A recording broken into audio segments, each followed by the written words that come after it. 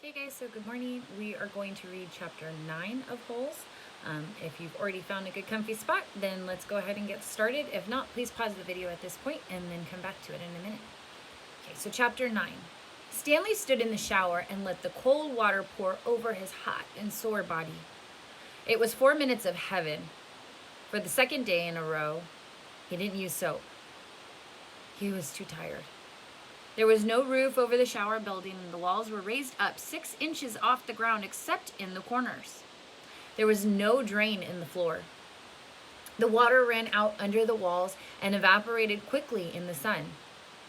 He put on his clean set of orange clothes. He returned to his tent, put his duty clothes in his crate, and got out his pen and box of stationery and headed to the rec room. A sign on the door said rec room. Like rec is in wreck everything. Nearly everything in the room was broken. The TV, the pinball machine, the furniture, even the people looked broken, with their worn out bodies sprawled all over the various chairs and sofas. X-Ray and Armpit were playing pool. The surface of the table reminded Stanley of the surface of the lake. It was full of bumps and holes because so many people had carved their initials into the felt. There was a hole in the far wall, and an electric fan had been placed in front of it. Cheap air conditioning. At least the fan worked. As Stanley made his way across the room, he tripped over an outstretched leg. "Hey, watch it," said an orange lump on a chair. "You watch it," muttered Stanley, tired to care.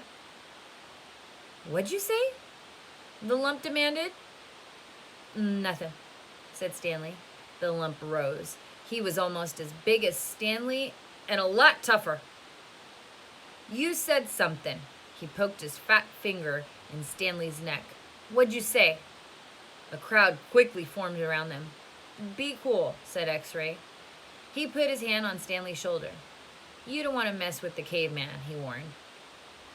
"The caveman's cool," said Armpit. "I'm not looking for trouble," said Stanley. "I'm just tired, that's all." The lump grunted. X-Ray and Armpit led Stanley over to the couch. Squid slid over to make room as Stanley sat down. "Did you see the caveman back there?" X-Ray asked. "The caveman's one tough dude," said Squid, and he lightly punched Stanley's arm.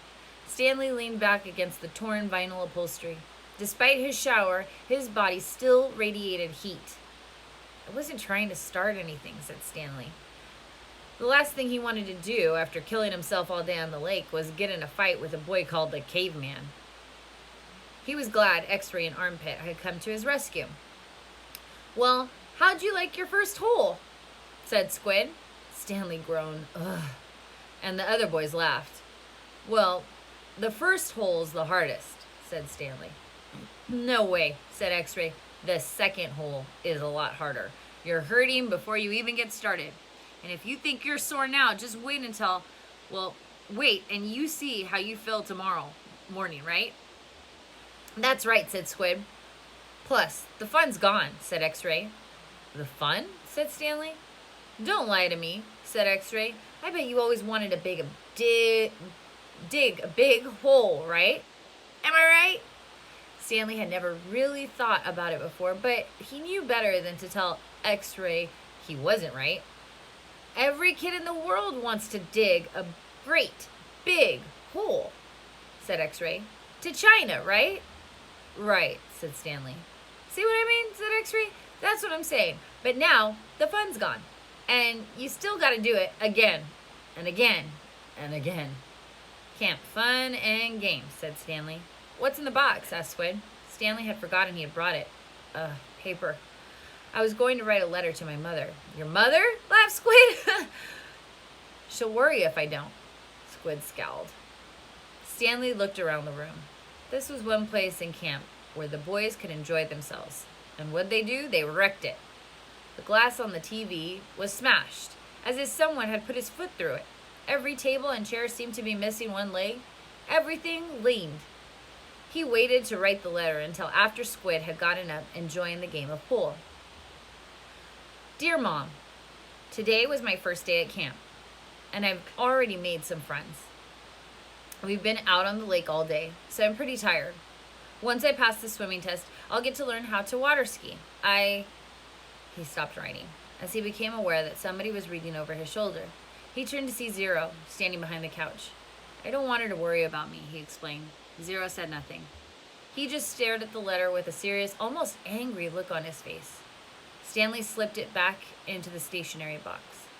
Did the shoes have red X's on the back? Zero asked him. It took Stanley a moment, but then he realized Zero was asking about Clyde Livingston's shoes. Yeah, they did, he said. He wondered how Zero knew that. Brand X was a popular brand of sneakers. Maybe Clyde Livingston made a commercial for them. Zero stared at him for a moment, with the same intensity with which he had been staring at the letter. Stanley poked his finger through a hole in the vinyl couch and pulled out some of the stuffing. He wasn't aware of what he was doing. Come on, Caveman, dinner, said Armpit. You coming, Caveman? Said Squid. Stanley looked around to see that Armpit and Squid were talking to him. Sure, he said. He put the piece of stationery back in the box, then got up and followed the boys out to the tables. The lump wasn't the caveman. He was. He shrugged his left shoulder. It was better than Barf Bag. All right, and that's chapter 9. Okay, so we'll be back tomorrow for chapter 10. Have a good day.